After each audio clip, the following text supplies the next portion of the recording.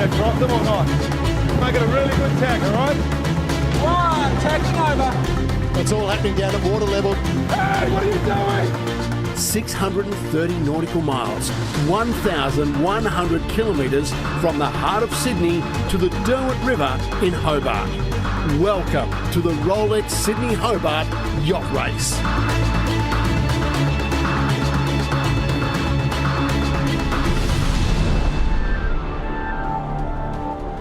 Welcome to Sydney Harbour for one of the great days on the Australian sporting calendar, the 78th edition of the Rolex Sydney Hobart, and it is a magnificent day on the harbour. A fleet of just over 100 yachts about to begin the great race, the incredible adventure south to Hobart. Hi everyone, I'm Mark Beretta along with Peter Shipway. Shippers, you've done 31 of these races, 5-time Line Honours winner. Why is this race just so special? Well, I think, Mark, it's a race that all ocean racing sailors want to do worldwide, especially in Australia, the Australian yachtsmen. Every state this time is represented, got 10 overseas international representatives, so it's a race on the calendar for every yachtsman around the world. Pete, we've been hearing about the conditions here, and it sounds like it could throw anything at the fleet. It's been very tricky the last week, and even today at Boxing Day we're still unsure of what conditions these boats are going to get. It's going to be tricky out of the harbour, it's going to be tricky down the coast, and I don't think there's going to be a race record this year. Right, and just the way we like it, nice and tricky and a bit of an adventure. All right, let's go to a man who knows a fair bit about adventure out on the water for us today. He's a two-time America's Cup winning skipper, Jimmy Spittle. Afternoon, Mark. Afternoon, Pete, and to everyone at home to this year's Rolex Sydney to Hobart Yacht Race. Well, I can tell you, we're out on the start line now. Very, very unsettled conditions throughout the morning. Scattered showers, scattered sunshine, but the most important ingredient today is the wind. And right now, not a lot of it. We have a forecast of a very light easterly for 1 o'clock for start time. The other big condition that these 100-plus teams have to deal with will be a full run-out tide. So we've all seen the Christmas tides, but at 3 p.m. today, it's a dead low. So something to be very, very careful of as a skipper when you're trying to start this race. 4 start lines to separate the 100-strong teams. As per usual, the big boats get the best end of the deal. They are on the start line closest to Sydney Heads. The smaller boats, well, they get the short end of the stick. They are on the start line further in up the harbour. They've then got to fight their way up through all that disturbed air, wakes of the boat, and all of that spectator wash that'll be out there. So it's going to be an absolute fascinating day to watch this start. Can't wait to see how it unfolds.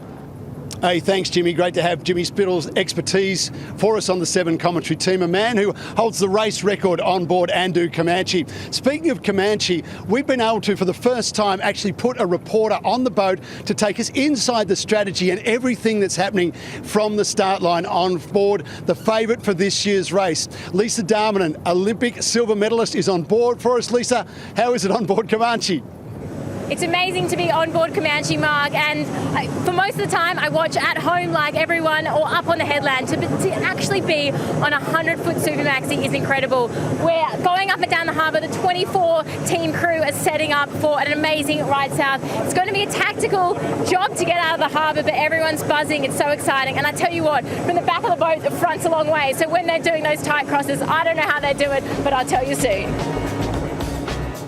Well, there's the course map, 4 different starting lines, as Jimmy mentioned, then to different turning marks at the heads and just offshore to equalise the distance between the different starting lines. Then it's down the New South Wales coast, across Bass Strait, which will cause some ripples this year, I think, east coast of Tasmania, and then to Storm Bay, around Tasman Island, then 30 miles across the bay to the entrance to the Derwent River, the Iron Pot Lighthouse, around the John Garrow Shoals, and then the finish at Battery Point in Hobart. And look at that weather, Mark. It's raining heavily on the harbour. Pete, unbelievable. Current temperature 26 degrees. That wind you're mentioning, easterly 3 to 5 knots at the moment. A little bit unknown, but this has just happened. A storm has just rolled in. We've had thunder, we have had lightning. That's the satellite map at the moment, so you can see what's coming this way. But this was unexpected, Pete. It certainly was, but as Jimmy said, the forecast has been all over the place, and here it is, a very light southeasterly at the moment, so it's going to be a very slow exit out of the harbour. All right, let's find out what's happening at water level. Jimmy Spittle, what's going on down there? Yeah, right now, guys, I'm pretty jealous of that studio you're sitting in. We've just had this thunderstorm make its way over the top. seen some lightning, but what it's actually done is increase the breeze a bit. Initially was out of the south. We've now seen it rotate around to the east. Seen a bunch of the yachts just doing their practice runs to the start line, checking the big Code Zero sails. The big question is, what's going to happen once this thunderstorm clears? What will the wind do? It'll be very, very interesting to see. Yeah, it looks incredible. Jimmy, thanks for that. Great to have Jimmy Spittle with us, of course, two-time Sydney Hobart winner and current race record holder on Comanche. That race record set in 2017. And that is the defending champion right there. Pete, they've done a lot of work leading up to this race. Plenty of time out on the water. And Lisa is down there for us now. Lisa, how are things on Comanche? Well, it's a little bit wet, but lucky one of the guys that lent me one of their jackets. But the team, they've been really preparing. We've set a couple of sails, and the thing is, we're talking about depth and we're talking about what's happening in the sky, because these rain clouds are really going to affect the race. Everyone's super excited. There's a little bit of nerves, but mostly excitement. This start line is going to be really tight, and it's going to be really tricky to get out of the harbour. And you know what? In 20 minutes, we could have completely different winds. So stand by for everything. Everyone's ready to go here, and I'm pretty ready too. Yeah, it's certainly got interesting, Lisa. Thanks for that. Peter, what does this mean to the start? Well, it'll mean a relatively slow exit out of the harbour, as I said earlier, and slow for the first 4 to 6 hours perhaps.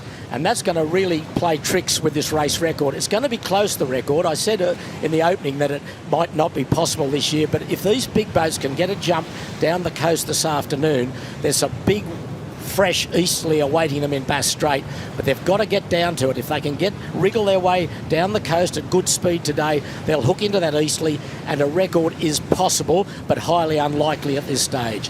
But Comanche's record is 33 hours and 15 minutes, 1 day, 9 hours and 15 minutes, at an average speed of 18.9 knots. And to break the record, she's got to finish by 10:15 tomorrow night in Hobart.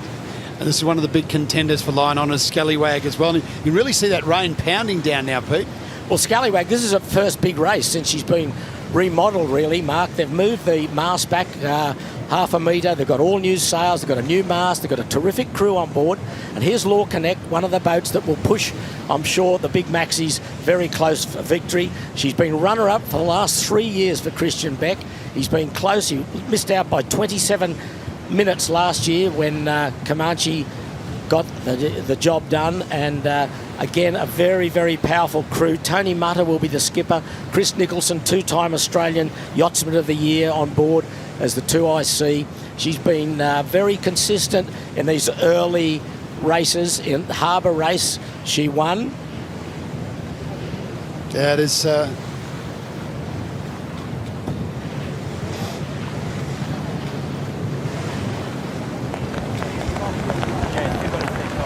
And welcome to our viewers who are joining us from the Boxing Day test. You joined us on a rainy day on Sydney Harbour. Conditions were looking good earlier on, and this storm has just come in and hit the harbour in the last 10 minutes. So we're now just about 20 minutes away from a start, but this has been unexpected, this storm, and the wind at the moment, not a lot around. Wild Thing making the most of it at the moment as Grant Warrington and his crew get set and make their final preparations. But this, Pete, really changes strategies for a lot of people, and you know, we've not known leading into this race exactly what the weather would give to these yachties, but we just knew it was going to be something tricky.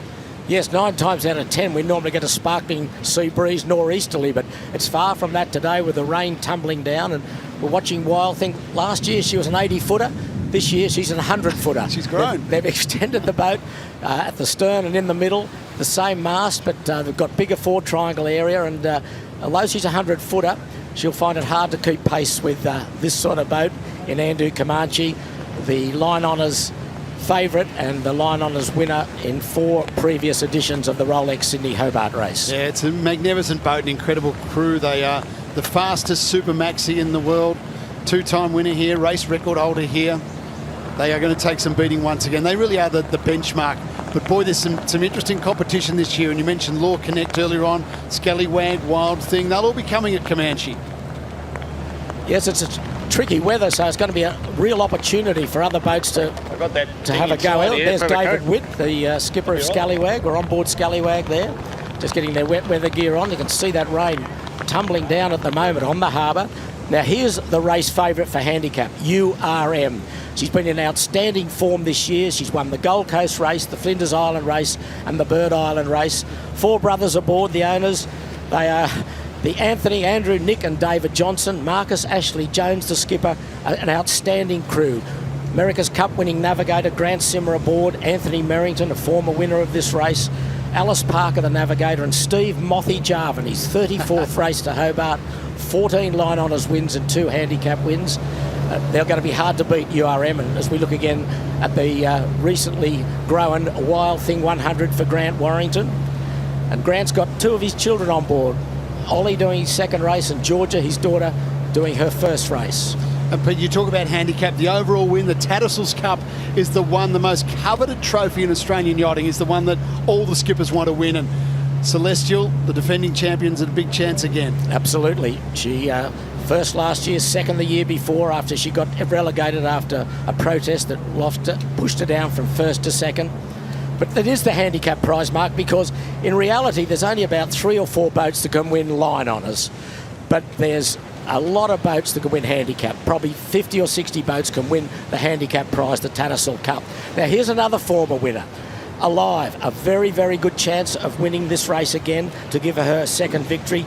She won in 2018. She was 10th overall last year. A very, very good crew. Adrian Cahalan on her 32nd Sydney Hobart race, an outstanding lady navigator. She's done more races to Hobart than any other woman. Stu Bannatyne, Duncan Hine, Twirler Jones and Gavin Brady just add real strength to this crew. She's a boat that could easily win it and have another win for Hobart. As we look at Juan Vila, the navigator aboard Scallywag, a wet Juan Vila. He's won this race twice in line honours before aboard Wild Oats. And he's also won the Round the World race. And David Witt has got him aboard as navigator. If anyone knows the weather and where to go, he is certainly one of those guys. And Pete, you talk about overall and how important that is to win. Interesting, you look at Blue Sky now, yes, up above the fleet as they get set to go. But the formula for working out an overall winner and correctly handicapping is complicated but very effective. Well, it gives every boat a chance, really, Mark, because they take everything into consideration. The size of the boat, the weight of the boat, the width of the boat, the depth of the boat, the sail area. It's all put into a computer and it comes out with a handicap for each boat. So the little boats have got as much chance as the big boats. The weather will be the final determinant, though. And we're getting plenty of weather right now. Lisa's down amongst it on Comanche. How are things down there, Lisa? It's pretty hectic, to be honest. Everyone's gearing up, but it was a big scramble for the jackets, and now the sun's coming out again. So I think the thing is that the plan's always changing. You've got a group back over here. They're all discussing what the plan is for the start, but every moment it's changing. So there's a lot of discussion going on at the back, but then that comms has to get all the way to the front. What's the plan? And change and update. So you hear a lot of yelling at the start, and you wonder why. It's because it's such a big boat. There's so much noise going on when these winches and the electronics and they all move. There's just so much noise coming out of this massive boat. So yeah, really incredible to see the teamwork, and I'm sure everyone just can't wait to get to the start line. It's going to be in rain, hail and shine. We're going. So yeah, it should be a good one. Now Lisa, you have the best seat in the house, but I need to remind you, while you're trying to stay dry, you are going to have to jump off Comanche when they get round near Bondi in order for them to go to Hobart and you stay in Sydney. So how are you feeling about that? Well, that's the thing. I didn't know if I needed the jacket or not, but I thought may as well for now stay dry. And yeah, it's going to be fun. I think when we're heeling over, we had a little bit of a practice run. I didn't jump off, but we're nice and heeled over, and it's a big jump. And I can't wait to see how it goes. Well, of all the things you've done in your sailing career and your Olympic silver medal, this will be something a little bit different. We can't wait to see it. What a great thing, Pete, to be able to put someone on board Comanche on this incredible yacht and just have this experience at the start and give us a real insight. It's very unique, isn't it? And it's a great thrill for Lisa. But another family affair on Andrew Comanche, the Winning family. Herman Winning is skipping the boat. His father, John's on board, and his sister, Jamie's on board. So another family affair aboard Comanche, as it is aboard Wild Thing 100, and a lot of father and sons and father and daughters spread amongst the fleet. Yeah, it's one of the great things about this race. We hear a big rumble of thunder come through on this course. Around about 15 minutes to go to the start time. We're going to take a break. Stay right there. The start of the 78th Rolex Sydney Hobart is coming up on 7.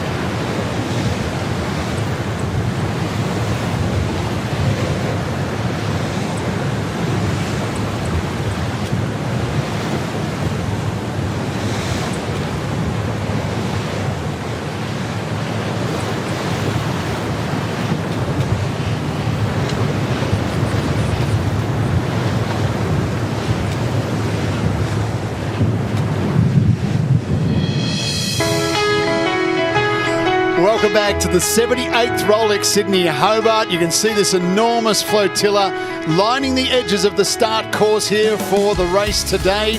And besides that, millions of people on the banks, on the shores of Sydney Harbour, just taking this once in a year incredible spectacle. More than 100 yachts getting set at start lines now. We are inside 12 minutes now to the start. There will be a 10-minute warning cannon, a 5-minute warning cannon, and then we get things going. So interesting times here at the moment. The weather has been complex to say the least. We have had lightning, thunder, rain, and not a lot of wind all in the last 20 minutes or so. At the moment you can see sun just popping out. Well, here's Teasing Machine from France. A very good chance for handicap honours. She's been here before and she finished well back in 2017 rather. And she's from France, Eric de Turckheim. He's won the Transatlantic twice with this boat and the Middle Sea race, a very good French crew. And there's Maritimo 52. Two Maritimos in this race, Maritimo 52. And on board this boat, skippered by Michael Spies, is Scott Kaufman, who did his first race to Hobart in 60 years ago, and 50 years ago he was aboard Seal 3 when they won the handicap honours. So Scotty Kaufman 50 years ago and 60 years ago did this race. Michael Spies, a well-known name too. Peter's been a great mentor to a lot of young sailors as well, standing by for the 10-minute gun.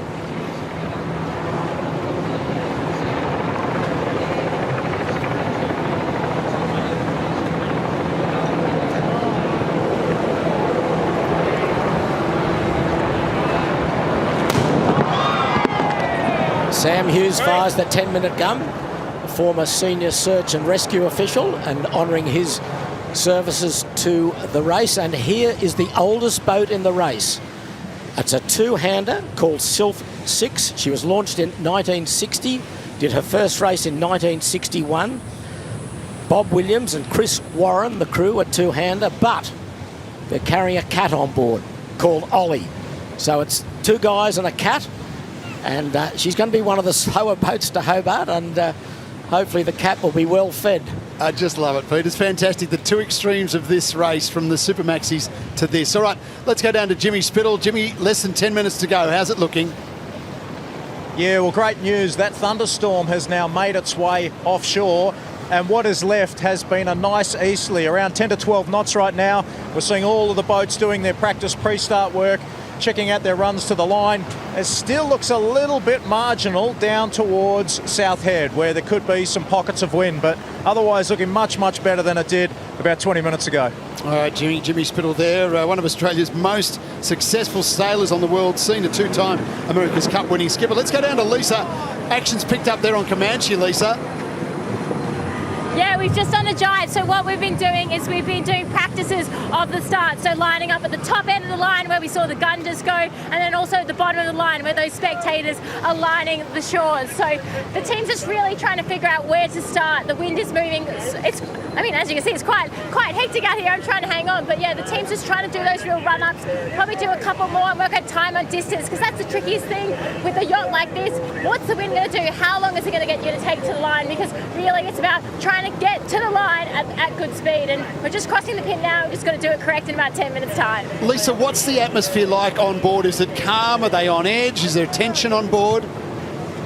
It's super calm. I think everyone's pretty excited. Everyone's just doing their jobs, but yeah, it's everyone's high-fiving and wishing each other good luck and a good race. And I think this boat, they've just done so much training. They've had a fantastic run so far this year in all the lead-up races, so there's a lot of confidence. And I know that there's talk about the race record, but they think if they get it right, you never know, they could do it. All right, thanks, Lisa. Great to have you on board Comanche. That's an incredible insight. That is really diving inside the Formula One pit crew team, isn't it? Incredible view of what's happening out there, and some great stuff. This is on board Law Connect as they get set to go. One of the big contenders, Pete, too. Absolutely. They've been trying for so long. They've won it once, Law Connect, the line honours, but that was a long time ago. Christian Beck has tried 3 times, as I said earlier, has been runner-up. Can this be his year? But just on the starting lines, Mark, there's 22 boats on the first line, 31 on the second line, 30 on the third line, and 20 on the fourth line. So those boats on the back lines are somewhat at a disadvantage because of all the disturbed air, but on the front line, 22 of the big boats will fight it out for first out the heads and that honour. And we're watching Scallywag. There's Dave Witt at the helm. He's never won this race. And boy, is he determined to give it a go this year. They've revamped this boat. And here's a boat that I think will give it a big shake on handicap. Mistral, Rupert Henry. He won the two-handed division last year. He's been in outstanding form this year. Jack Boutel comes aboard to replace Greg O'Shea this year. Jack Boutel, twice winner of the Round the World race on Dongfeng and 11th Hour Racing. And Rupert Henry, one of the great short-handed sailors, both here in Australia and in Europe. If it's a little boat race, this boat will take some shaking for the overall prize. The official number for the starting fleet is 103. There are 10 internationals, 3 strong boats from New Zealand. There's representatives from Hong Kong, including Scallywag, Germany, Ireland, New Caledonia and the United States. Okay, well, there's Wild Thing 100. And very first race for this boat in her revamped form, just going astern of Scallywag there. You can see those headsails, those big reaching sails, and their conventional headsails all on roller furlers. They'll unfurl them just prior to the start, whereas the smaller boats don't have that luxury. And just to the left with the big V on the sail is Bumblebee 5 that won the race in 2001. And on board, Jimmy Spithill's brother, Tommy Spithill, and one of Australia's leading female sailors, Stacey Jackson. They're down on that western side of the harbour at the moment. We're coming up to the 5-minute gun.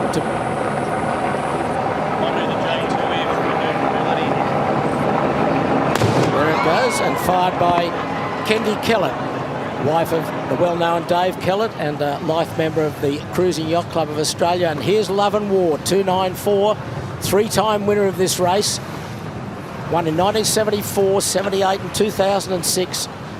Simon Kurtz, the son of the late Peter Kurtz, is the skipper, and his son, Philip Kurtz, Peter's grandson, is on board. Very strong crew. They'll not like the lighter conditions today. They were looking for strong southerly winds. Well, they might be blessed with those in about 24 hours' time, but one of the finest yachts in this race, 50 years since she's done her first Hobart race. And there's the fleet. They're starting to line up on their respective starting lines, and that's the runway they're looking at. That's what they've got to look at to go down to the heads to their respective turning marks. You can see the spectator fleet across to each side of the harbour on the western side and the eastern side. That's what I wanted to do. They're going to overroll us here. Sammy, give me a half step on this side. Your helm, your Let's just helm. fill back up, Just watching all please. the action here on the water. There's the main starters, Comanche, Law Connect, Scallywag. 3 of the big ones. The aerial shot for you, the start line from the official boat, where the start cannon will be fired in 3 minutes and just over 40 seconds. And of course, that view of Sydney Harbour. Still a little bit of mist and drizzle in the air as well. By the way, state by state, 58 entries from New South Wales, 14 from Queensland, 13 Victorian, 7 from Tassie, couple from WA and 1 from South Australia. That's the state by state breakup. And if you're watching for someone in your state, there's plenty there to follow in this year's race. And on the international front, there's 3 from New Zealand, 2 from Hong Kong, 1 each from the United States, Germany, France, Ireland and New Caledonia. And the boat from New Zealand, Caro, a strong chance to give New Zealand their 5th overall victory. There's one of the start lines there. We can see Wild Thing 100 going back. They've unfurled their headsail. Law Connect just standing up into the breeze a bit just to slow down with about 2 minutes 50 to go. There's the starting vessel. Nerves would be starting to jangle now, Mark. Absolutely. As we go down to Lisa aboard Andu Comanche. Hey, Pablo, you want to go halfway to the rig? It is so hectic down here at the moment. Everyone's gearing up. Those jitters are really coming on. But what's crazy, there's so much noise on this boat, but they're trying to yell at another boat to get out of the way because they've got rides. And I know the start is in a couple of minutes' time, but it has really started already because it's about getting the ideal position to be able to approach to the line. So, yes, super hectic right now. Love it. It's fantastic. Gee, Lisa, who's used to Olympic sailing in hectic conditions, this is something else. Jimmy Spittle's downstairs at water level for us. Jimmy. Yeah, just starting to see a couple of the big boats. Looks like they're favouring the bottom end of the line right now. Got Scallywag right next to me here down on the western side of the start line.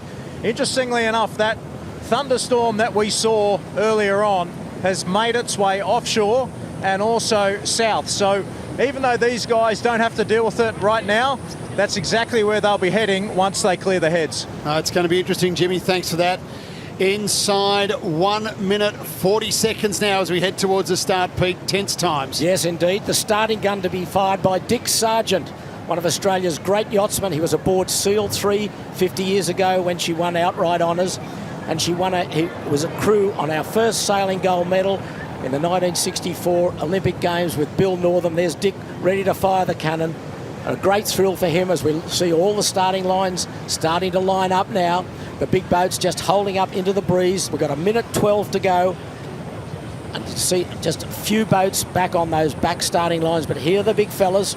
Law Connect wants the eastern side of the harbour, that's for sure.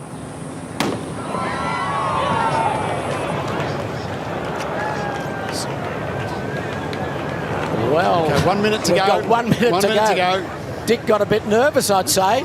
But anyway, the boats are saying, what's going on here? There's Dick there. But anyway, okay, Andu and Law Connect getting close together here on this eastern side of the harbour, off Nielsen Park, for those that know the harbour. 30 seconds. Down at the western end of the harbour, as Jimmy mentioned, is Scallywag. And in the middle is Wild Thing 100. Scallywag's going to have that western end to herself. Law Connect and Andu starting to put the bows down now for the start. Okay, 15 seconds to go. Law Connect right at this pin end here. That's the yellow buoy of the Nielsen Park blinker. To the right, there's starting 5 lines seconds. above the committee boat. Here we go. Okay, foot's down and we're away. Bang, away they go in the 78th Rolex Sydney Hobart. The Great Race South is underway. Law Connect got the start up here at the windward end, and down at the leeward end, it's Scallywag. David Witt's boat. It's its first major race. Not much breeze out of the east, as Jimmy said, so reasonably slow progress down the harbour. You can see the 4 distinct starting lines from that great overhead shot, but it's Scallywag, top left of screen, that's going to have a good angle of attack down the harbour. Law Connect and Andu quite slow up at the top end of the harbour. Okay, there's the action aboard Scallywag. There's Juan Vila looking at his computer screen. 130 is a good sort of true wind angle. So they're looking at true wind angles to get the maximum speed. Okay, there's Law Connect dropping their headsail. They've got leaving the big reaching headsail up. They got the jump on Andu Comanche there. Tony Mutter at the helm. Okay, we're back here on Comanche. What? That's Ian Murray there in the middle. Now here's Who am I Scallywag. listening to? One take up, one take down. That's Okay. Law Connect that Follow leads, Poppy. and she's got good I'm listening pace to you, Poppy. up here at the eastern Poppy. end. Here's the French boat. Here's Teasing Machine. She got a very good start. Very good French Someone sailors say no aboard further as up, someone say down. Andu Comanche punches out underneath her. Much bigger boat, of course, a 54-footer versus a 100-footer. That's you. the Nielsen Park blinker. They're racing down the harbour now on the eastern side. A few spinnakers starting to come out in the middle of the fleet. But that's the view that Andu Comanche are looking at. Law Connect, he was first out last year. Can he repeat this year? Yeah, it's a game of chess at the moment to try and find that win in this part of the harbour.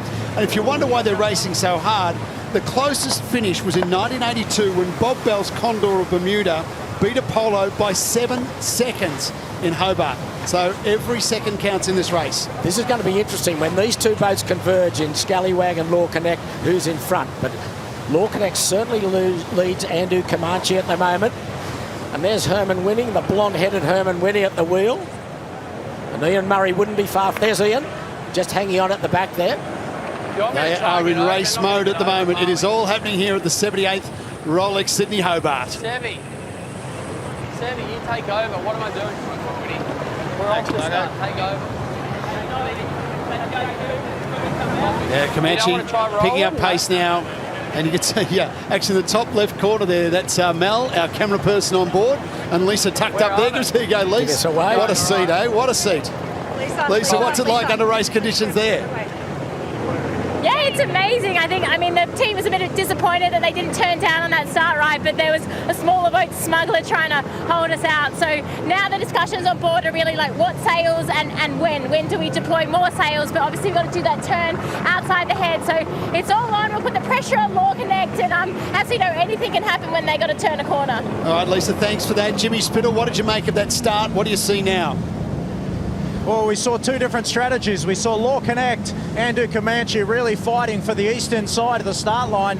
David Witt and a bunch of the other mini-maxis down on the western end. It's too close right now to call. It could go either way. And right now, I'd say maybe Scallywag has a small edge, but we're going to be very, very tight at this first turning mark. Yes, I think from the overhead shot that we saw that Jimmy said Scallywag leads, I think she might be just marginally ahead. She's got a better angle of attack at this turning for the turning mark. The big other two, Andrew Comanche and Law Connect, are going to put bow down, so they'll be lacking a little bit of pressure where David Witt could put bow up and go hammer and tong for this turning mark. What a thrill that would be for David Witt, but there's not going to be much in this. Scallywag, there's middle head. See the Spectator fleet are now starting to gain a bit of speed with her. They're talking about the centre boards on these boats. But you can see the heel angle on Scallywag Comanche. She's much more heeled than Law Connect, who's very upright. There's David Witt. I think he'd be liking what he's looking over his shoulder at. There's the channel marker there. She's just going past. Here's Law Connect. It's the speed they're doing, 13.7 knots. The wind angle of 60 degrees. They'll furl these big reaching sails and then put conventional headsails on to go through the heads where it's going to be very light. And there's Grant Warrington's Wild Thing 100 doing a pretty good job down to leeward of Scallywag as they approach middle head. And here comes Law Connect converging with Scallywag. There's not going to be much in it. Scallywag's just got a bit of a wriggle on, as has Law Connect. So if they get to the mark together, Law Connect will have right away. She'll have buoy room, or mark room as they call it. Just get the jib out. So they'll unfurl the conventional headsail and get ready to roll up the big reaching asymmetrical sail. It's Law Connect at the moment, I think, has got the job done here. They've picked up a bit of speed through the breeze through the heads. This easterly is starting to pick up. Okay, let's get rid of it here. J2 out. J2 out. That's the jib going out on Scallywag, I think. It's the voice of Dave Witt. They'll unfurl that. But there's the turning mark, and I think it's Law Connect is going to turn first to go out to his respective sea mark. Yes, nice lead by Law Connect. So the eastern shore paid. And here's the view from Scallywag as Law Connect will roll up that big sail. They'll furl that sail. Okay, here's the action on Law Connect. Great job by Tony Mutter and Chris Nicholson. There they go. There's the furl coming up. And Andrew Comanche's going to roll over the top of Scallywag here. So the order's going to be Law Connect, Andrew Comanche, Scallywag.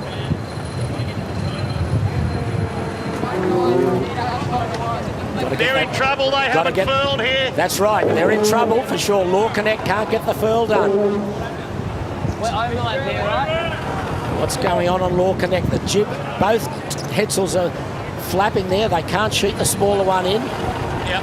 Andrew's nice and comfortable. They got the furl done. There's some yelling. You ready? Plenty of room. Plenty of room. They've got to give a room though.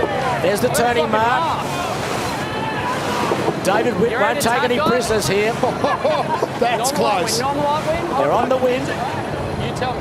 Okay, Law Connect. Tell me when you can tack. Tell me when you can tack. Okay, Law Connect are holding on to that big headsail. Are we clear to tack? There's Van Vieler, very cool there. Okay. Who's telling me to tack? There's a lot of action. Who's telling me to tack, says Herman winning. A lot of gas. Getting a lot of gas, a bad air off Law Connect. That's what he's worried about. Thank you. Tacking in 3, 2, 1. I'll go slow for you, Seb. Tacking. Okay, they'll tack now and get away from the bad air of Law Connect. Law Connect, I thought they tried to furl that headsail, but they've kept it unfurled for the moment. As Andrew tacks onto port. Oh, it's light air. You can see the boats just bouncing up and down. So there's Wild Thing 100 is 4th out, and 5th out, Alive, and next after her, URM. Those two boats, hot favourites for handicap honours. But it's quite light. Law Connect, what's she doing? She's doing it. She's pulling away into the spectator fleet to furl the headsail. I think that's what she's trying to do. Or is she doing a penalty? She wouldn't be doing a penalty turn, I wouldn't think. What's happening on Law Connect? There's some action here. Yeah, interesting drama early on for Law Connect. Well, I didn't see her infringe on anyone, but maybe she did. Sammy, take your time to tackle. Still can't get that sailing though, Pete. No. They do one penalty turn if they hit a mark, but I don't think she hit the mark. All right, let's get down onto Comanche with Lisa We now. don't overlay Zulu on the way back. Well, we are out in between the heads at the moment. I tell you, even though the wind is not quite up there, the waves are massive, and every time we bounce over a wave, it's like a shudder through the boat. Lots of tactics going on around that mark and deciding when to really get out of there. So yeah, it's going to be pretty tough because we're going to have to tack back, but we will have rides as we approach Scallywag. All right, let's go to Jimmy Spittle. Jimmy, did you see what happened with Law Connect? Any feel for what they're doing? Yeah, well, firstly, great job by Tony Mata and Chris Nicholson really nailing that start. As they came to the turning mark, they started the procedure of rolling that huge front code 0 sail up. Halfway through, it was like the furling line failed and then it came straight back out again. Then you saw them as they sailed up, they actually had to perform a jibe because had they have tried to tack that large sail, they would have risked punching all the rigging right through it. So they were forced to do a jibe. Now they're back on track and no doubt they're trying to solve that problem with that furling unit. Yeah, I think that's what happened. The furling line did break and made it impossible to furl that sail up. But here's the battle for 1 and 2 honours as Andu Comanche tacks onto starboard, and David Witt, this is what he's looking at. That's the view from Andu Comanche. Andu has all the rights on starboard. David Witt, listen to the action. Oh, there's some yelling. Oh, that's close, Whitty, that's close. Oh, gee. Protest! Protest they're calling, tacking too close. Will they go ahead with it? Yell protest, Sevi Jarvan, the tactician aboard Andu Comanche. They're calling protest. Now, if Scallywag thinks they've infringed, they can do 2 penalty turns before they get to Bondi. Now, that would be the prudent thing to do, I would think. You wouldn't want to go to Hobart with a protest hanging over your head. We've seen that become a problem for Wild Oats a few years ago, but anyway, we're settling down now. They're both boats on starboard. Yeah, got it. Shit. So just to clear that up, Pete, if you do a double turn here before Bondi, you wipe the slate clean, you continue racing. You absolve yourself of the penalty. But you can see how light it is, and as Lisa said, the waves are quite big, and it's a bit sloppy water, as we called in sailing. These boats are punching through it, and it will suit a narrower hull like Scallywag. Andu's very wide, Scallywag very narrow. It's looking like putting a knife through butter, Scallywag, or a spoon through butter, like Andu Comanche. One's flat and one's very sharp. Wind direction, there's no problem. We'll keep this tack for a little bit longer. That's the view of voice of Juan Vila, the navigator. There he is, bottom right. There's Ian Murray on Comanche. There's John Winning Sr. looking back. It's a battle of 2 great tacticians at the moment, isn't it? You see Scallywag, he's got his bow up a little bit, and Andu's got to suck down into Scallywag. It's not a good position to live for Andu Comanche. He'll be getting dirty air now off Scallywag. As the boats are starting to tack, there's Wild Thing 100 in the background going across with the purple paint down the side, and there's Alive very much in the picture here, coming back on port as well. And there's Law Connect still having trouble with that big headsail. She's now tacking with it. She's got to get it through the forestay. Oh, she is rolling it, and she is furling now. Okay, so that's good news. She'll get through the tack and then unfurl. So some early drama on Law Connect. It's a lot of sail to pull around that forestay. Gee, that's heartbreaking after it was such a good start, Pete. Yep, well, there's the boat speed down to very slow in these tacks. You can just see how light it is through the head, so it's going to be a very slow exit, and this is going to hurt the race record. They have to average about 18 knots to break the race record. They're doing a lot less than that. As you see, Scallywag punching out in front of Andu Comanche. Can she be first to the next turning mark and then put the bow south towards Hobart? It's a magnificent sight, isn't it? It's a slow sight, but a magnificent sight. One of the great sights in Australian sport. One of the great sights in the world of yachting. But it's very slow. A light east-southeasterly breeze, an outgoing tide. Oh, and here's Andu. She had to tack away from Scallywag. She was really getting disturbed there. See all the crew going up the bow to lift the stern out of the water in these light conditions. All the heavyweights go up the bow. There's John Winning Sr. He's not going out of the cockpit. But you can see this lumpy seaway. Look at the bow of Andu Comanche just going up and down. Speed is not great here. It's going to take him a fair time to get to the next turning mark. There it is. Fucking win. The turning mark for these big boats. Turning mark Zulu, that yellow mark. I got no peel and I'm chopping wood. See, chopping wood. That's what Herman Winning's saying. You can see the boat just going up and down. There's the navigator. Justin Schaefer there, just looking under the boom. Understand. All the crew up the bow. There's Jamie Winning up there as well. So he's got his sister up there. Now, what's he doing? Oh, having a look at Law Connect, I think. Is he close to Law Connect? Sebi, I think I've got it. I've got it. Yes, I've got Nettie.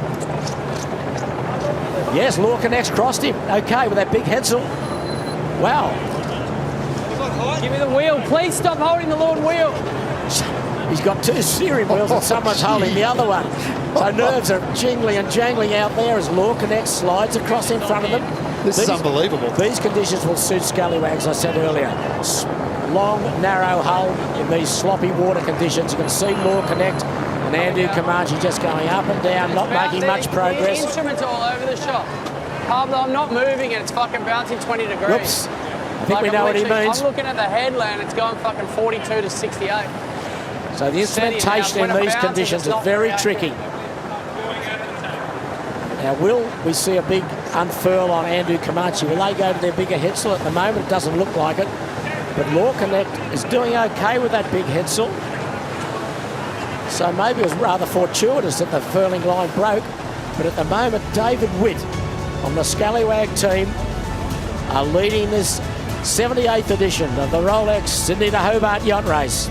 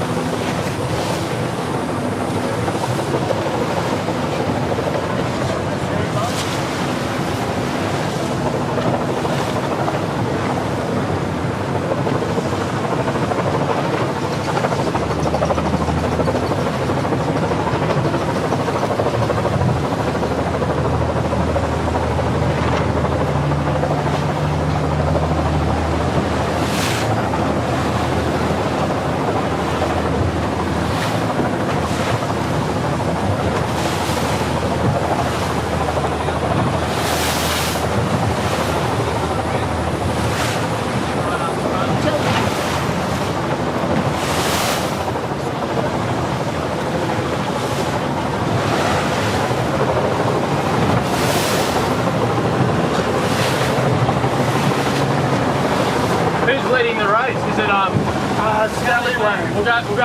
We'll head up there and get to the shot.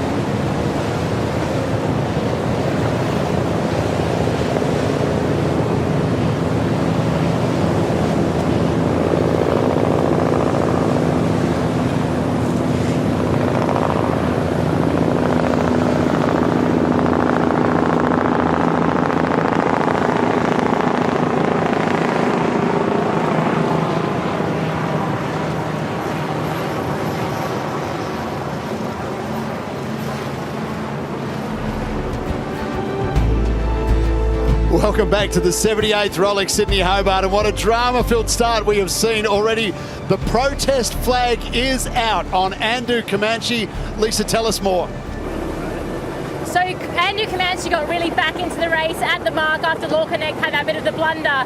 But what happened is we were approaching Scallywag again. They weren't tacking. I mean, I thought we were going to go straight into them. This team here almost had to avoid, and because of that, Scallywag's late action, they were yelling protest, but now they've flown the flag, which means officially they want Scallywag to do a turn. They're quite out ahead at the moment. Now it's quite hectic right now. I'm going to try to sneak up to Ian Murray and see if he'll have a chat to me. He's facing the other way, but Ian, how did you see that incident with Scallywag? Oh, well, it's a classic, port and starboard, tacking too close, 100 footers, you can't do that. We wore it with Comanche and Wild Oats many years ago, so, we'll see. It's pretty tough out here with the waves and the light breeze to get this boat rumbling. Yeah, it is. We're really struggling to get the speed on in this wind, so we've just got to get out of all this chop on these boats and stretch our legs. Perfect, thanks Stephen. We'll leave you to it. Cheers.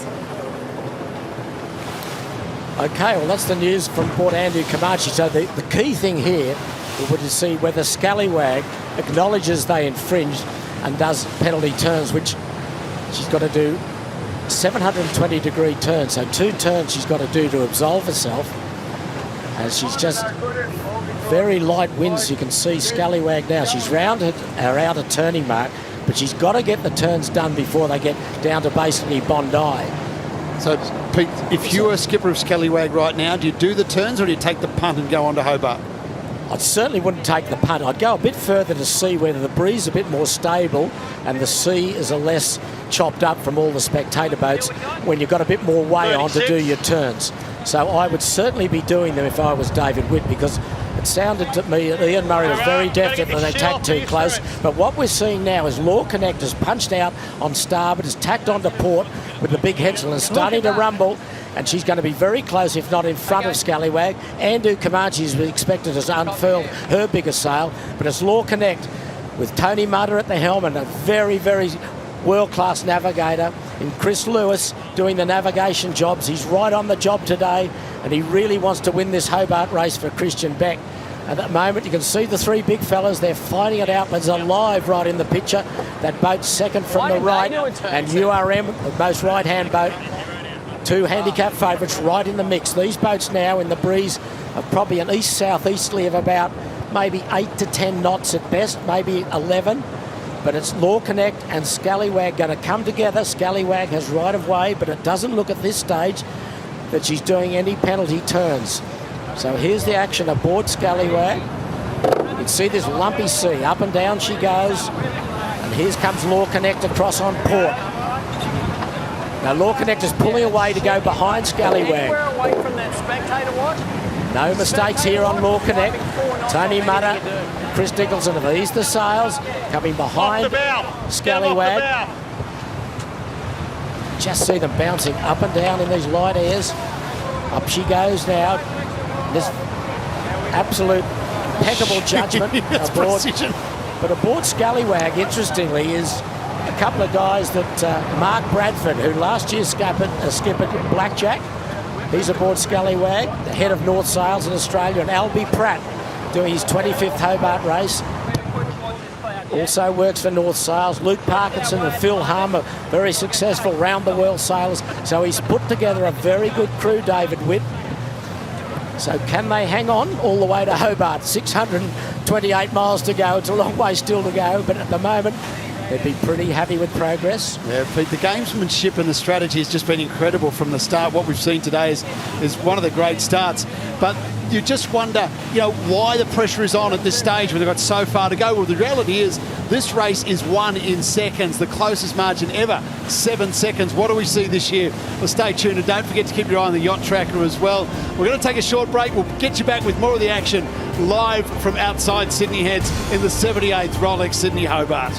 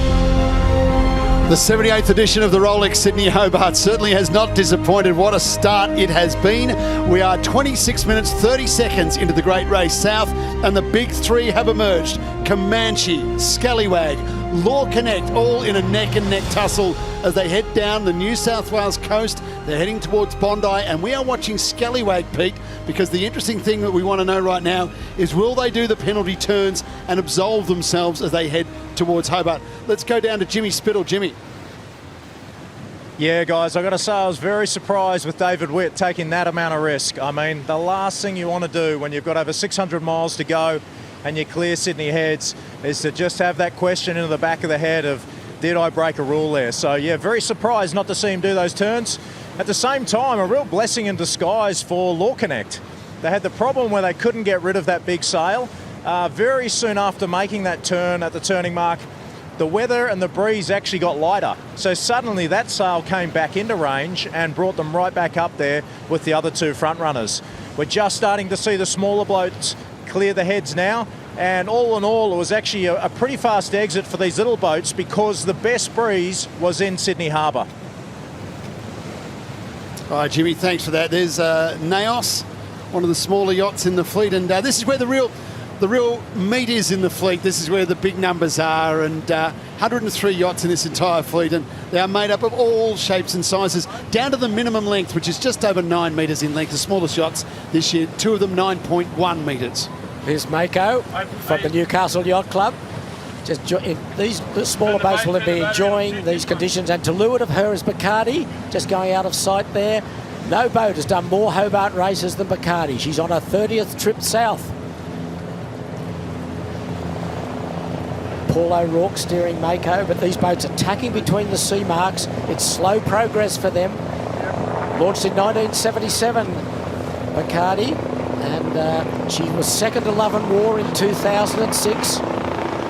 Designed by Doug Peterson, 44-footer. And Pete, just while we're mentioning boats that have done a lot of races, what about Lindsay May, his 50th consecutive Sydney Hobart? That's a massive milestone for Lindsay today too. Yes, it's a real record that's going to take some breaking. Lindsay aboard Antipodes, Jeff Hill's Santa Cruz 72, and here's Scallywag, still on port tack, and they don't look as though they're into any movement to do these penalty turns. And Jimmy said, why you take that risk and not do them, I don't know, but it's the old story, Mark. You can't win the race in the harbour, but you can lose it. And, yeah, it's a big gamble, isn't it? It is a massive gamble. But what's happening, as the boats get away from the heads and the breeze has strengthened somewhat, and here's the oldest boat in the fleet, Sylph 6, 2 crew and a cat. And Silver Fern just coming into view here, a lovely big cruising boat, appropriately from New Zealand, and they're going to have a comfortable, if not slow, trip to Hobart. All the crew gathered in the cockpit, probably having a cup of coffee and a bit of Christmas cake to celebrate, but her progress slow as well. And Pete, in contrast to the two-handers, there are 18 two-handers in the fleet this year, and quite a battle there. Mistral, you're seeing there, one to keep an eye on as well. Yes, she's my favourite for two-handed honours and if not overall honours. But the trick now is, Mark, is these for the big boats to get south and somewhat east as quick as they can, because there's a strong easterly awaiting them in Bass Strait. But that's moving slowly away from them. But they've really got to make good progress to pick it up. If they pick it up, record pace is available for them. But at the moment, it's slow going in this probably east-southeasterly breeze. Flying Fish Arctos from the sailing school out of Middle Harbour Yacht Club.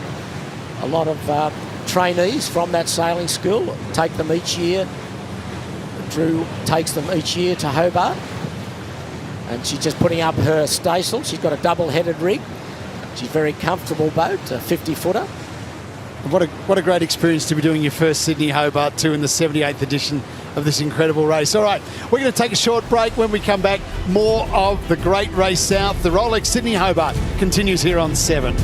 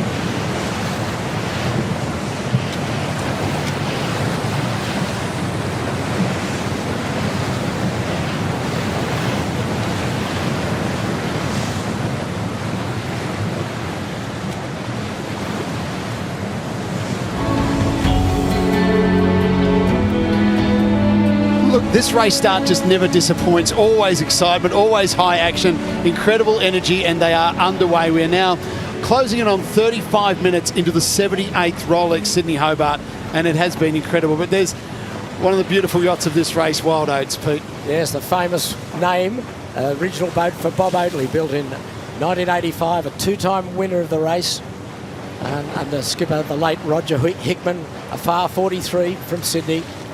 Slow progress for those boys at the moment, and as the bigger boats get away in this southeasterly breeze, it's still light, a lot of sloppy water, and you can see the boats just going up and down. And we'll have a look now at the incident that caused all the drama at the heads between Andu Comanche and Scallywag. Is Scallywag tacking on the Andu on starboard, Scallywag. So the drama here, Pete, is that Comanche's had to change course. And Scallywag tacked too close. Right. That will be the claim from the Andu Comanche boys, that Scallywag came up, tacked too close into the water of Andu Comanche and caused them to luff up to avoid a collision. But of course, Ian Murray, who's on board Comanche this time, knows all about it because he was on the other end when it happened to Wild Oats a few years ago. That's correct. And boy, did they pay a penalty. They beat the record by 27 minutes, were penalised by 1 hour. So that really hurt in 2017. But the race goes on, and here's Scallywag. We try to pick up Law Connect. She's away in the distance, so she stayed on port tack with that massive Genoa on. She's down off, getting down towards Bondi. Here she is. Law Connect, all the crew on the weather rail. She's making good progress here. Speed about 10.4 knots. True wind speed about 10 knots. Here's Denali. Damien Parks' TP52 from Sydney. Severely damaged 2 years ago. And last year she was finished about 37th, I think. Damien Parks, he's on his 37th race to Hobart, and his daughter Anne-Marie is aboard the crew, so another father and daughter combination. Actually interesting, Pete, you mentioned that. 121 female sailors in the race this year and 9 female skippers in the Sydney Hobart. And when we look at the smaller yachts, the two, it's a dead heat for the smallest yacht in the fleet this year. Currawong at 9.1 metres and Nixon at 9.1 as well. Yeah, tiny boats, but there's URM. She would like these light upwind conditions. She's very good upwind, this boat, and she's been highly modified in that last couple of years to really strengthen her performance. But she's down off Macquarie Light, and there's a fair gap now to Law Connect, who's edging away down towards Bondi. There she is, still surrounded by spectator craft. That's massive headsail, and these wants to tack. They're waving the spectator boats out of the way because they've got to tack. Job now is they'll furl that big headsail to get it round that forestay, and then they'll unfurl it on the next tack. So this will be interesting when she tacks onto starboard, how she goes when she converges with Scallywag and also with Andu Comanche. All right, have a look at last place at the moment. Here's the girls on Currawong. They were 100th to finish last year, 20 minutes to midnight. Kathy Veal, the skipper on this two-handed boat, the only two women all-girl crew, if you like. Bridget Cannon on there as well. Bridget Cannon, yeah. And, boy, that's going to be another long trip to Hobart for these girls. This little 31-footer sister ship had won the Hobart race way back in 1981. But they're making very slow progress in these light winds between the heads. Built in 1974, Pete. Yep. Currawong. Okay, now here's Law Connect tacking. This goes from the smallest to the largest. You'll see they'll partially roll that headsail up to get it through the forestay and then through onto another tack, and they'll unfurl as quick as they can to gain speed. They lose so much time when they tack these big boats with that in these light airs with those big headsails. Still not down off Bondi, so normally at this time of the year in a good nor'easter, Mark, they're down off Botany Bay. So you can just see at the moment how this record is probably slipping away. So I keep saying 1 day, 9 hours. They've got to be in Hobart by 10:15 tomorrow night. It's going to be a big ask. All right, let's jump down onto Comanche now for a final update. Lisa, thanks. Well, that's it for me. I I think I'm going to leave these guys to it. It's time for me to pack up, jump off, because I got a plane to catch to Hobart, because we're going to cover the finish. Make sure you follow the tracker, and we'll get all the action in Hobart.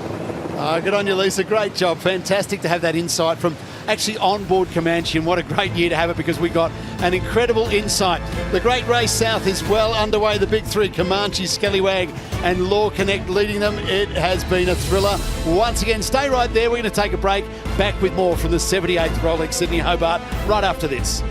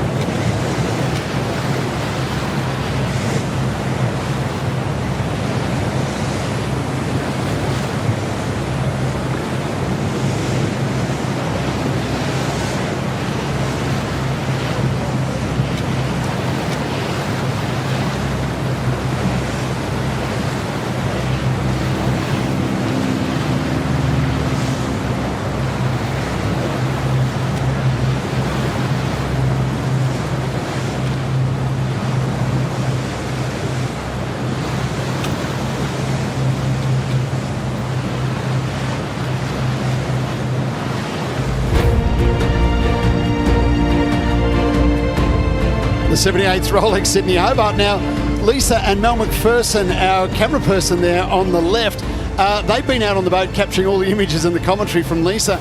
We need them back, and the crew don't want to take them to Hobart, so just watch. This is how they removed themselves from Comanche a short time ago.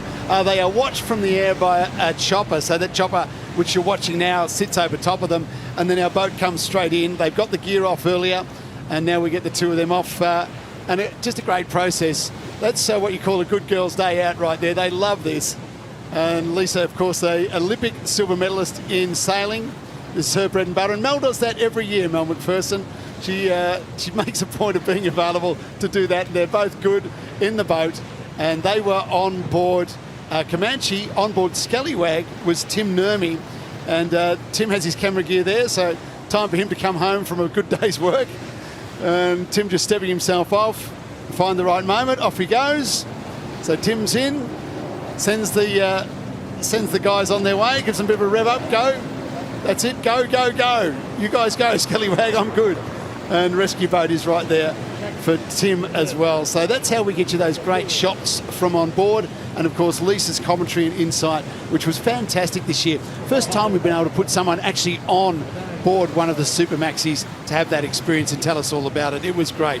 And that's how we recover them and get them back home safely. So a good job. And I can tell you, they love doing it as well. Pete, an incredible experience, a great insight. Yes, watch the leaders dicing it out, and URM has really made some big inroads. This 72-footer has caught right up to these maxis as Law Connect standing out to sea on starboard tack, trying to get south-east as quick as possible to pick up that easterly flow. But the breeze has probably gone back into the right a bit now, into the south-southeast. Law Connect well ahead of Andu Comanche. And we're just trying to pick up where Scallywag is. She'll be somewhere in the mist, I would think. But it's Law Connect standing out onto starboard. They'll want to get onto port because that's the long leg that'll take them down the coast. And here's Pretty Woman, Richard Hudson's yacht from the Royal Prince Alfred Yacht Club. He takes a lot of young sailors with him to Hobart over the years, Richard. He's been a very good performer out of Royal Prince Alfred. And this yacht's done about 7 Hobarts. Richard's done 16 Hobart races, and a young crew with some experience aboard as well. So he will be enjoying these milder conditions at the moment. It's a very good far design boat built by Carroll Marine in the United States. All right, well, let's go down and catch up with Jimmy Spittle for the final time today. Jimmy, thanks for your great work today. Give us your insights into the race. What did you see, and what have you learned about today? Well, I think one of the most interesting parts of any Sydney to Hobart is how it's different every time. And I think this start just proved that. Really challenging conditions. Right now, we've actually seen that thunderstorm move to about 10-20 miles off the coast, but it's dragged the breeze round to the south. So that's not going to help those front runners in terms of a race record. We just saw the ladies on Currawong just clear the head, so we've got all boats out safely, which is great news. But I believe all of these teams are going to be in for some bad weather. I think there's a low pressure system down south, and they will definitely be pulling out that wet weather gear in a day or two's time. Hey, Jimmy, all the best, mate. Thanks for your time today, and massive year for you now. You really dive into your America's Cup campaign. How's that looking? Yeah, really exciting time. You know, with the Sail GP and the America's Cup coming up in October over in Barcelona. Very, very busy, but what an absolute treat to get down here on Sydney Harbour for one of the biggest events on the sporting calendar. So yeah, just fantastic and very privileged to be part of the team. Thanks, guys. Good on you, Jimmy, and you carry all our best wishes from the nation, mate. We're really proud to have you there as an Australian representing us in the America's Cup. Good luck, go well. Thanks very much.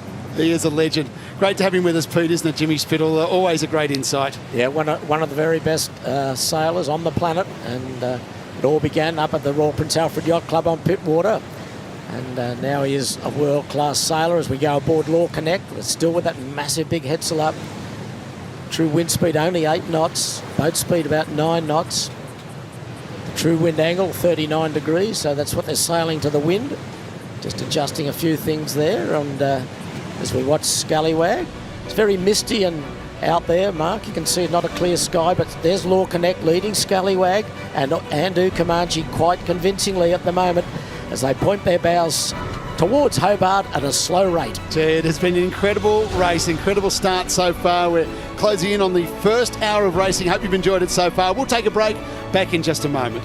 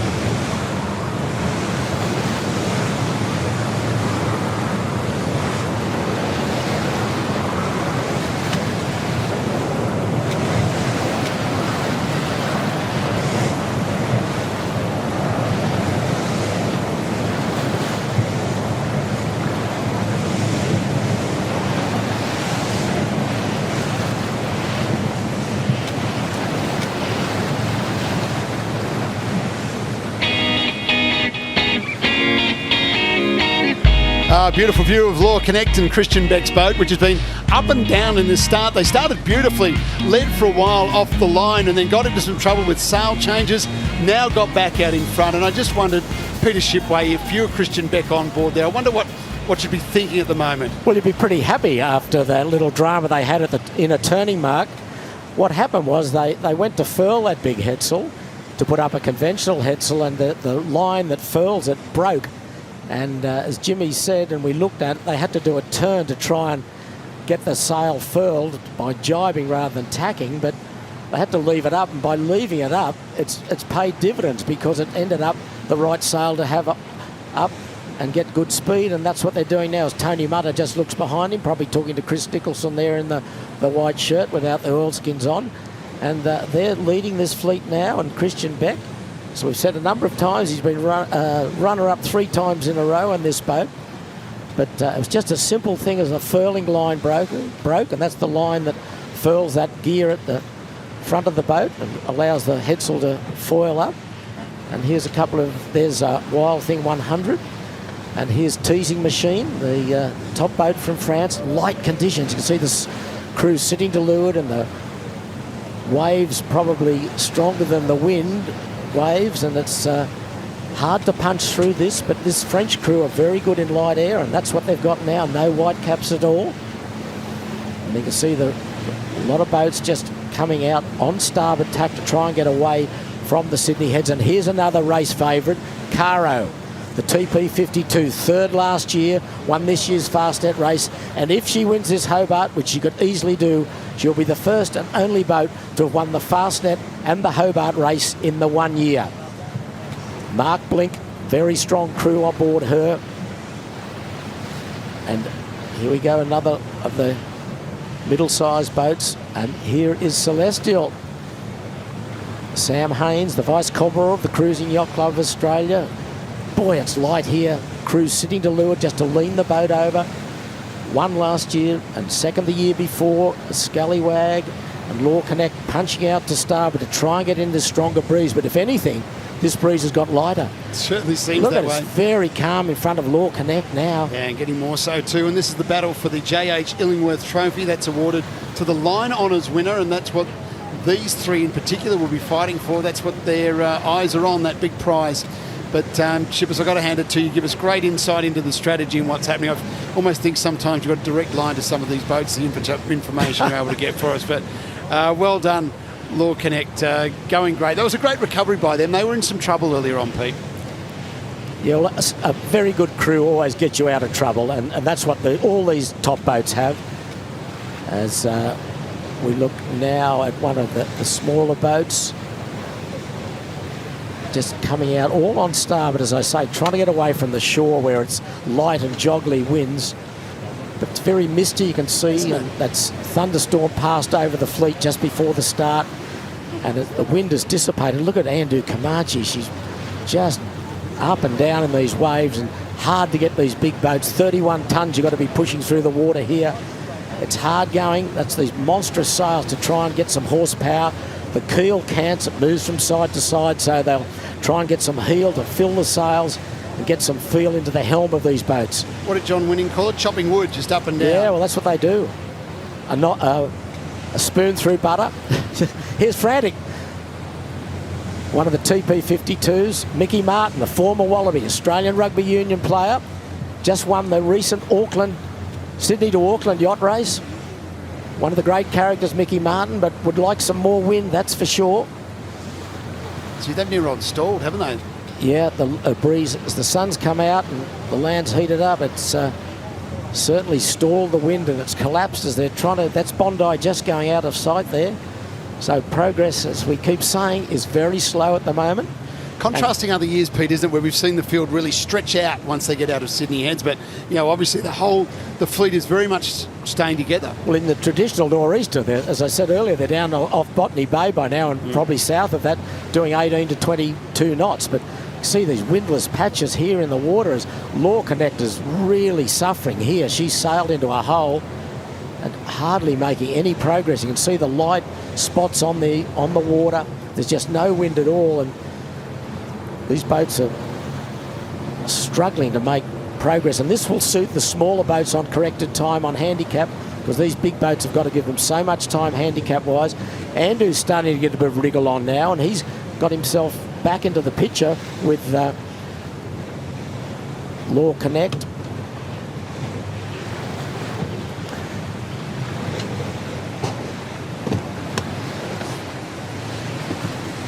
Pete, if you had to pick a favourite overall this year, do you have a favourite? As we look at Gunshot here, she's a canting curler, and she's Dave Walsh on board, skipper of her. He was on board Scallywag when they won in 1982. An overall winner, well, question without notice, URM or Caro, and perhaps Mistral, right, for handicap honours. And that's the prize everyone wants to win. As I said earlier, only 3 or 4 boats can get line honours.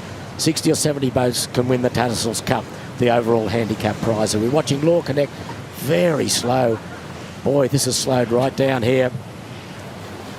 There's going to be your race record almost going out the window, isn't it, Pete, at the moment? You can see it. Hey, what a great start once again. Always a fantastic day here on Sydney Harbour, and some great highlights once again. We will stand by and see what unfolds with the protest from Comanche on Scallywag. That'll be interesting, Pete, but magnificent day. Hope you've enjoyed it. Thanks for your company from all of our team who've been working out here on Sydney Harbour for you today.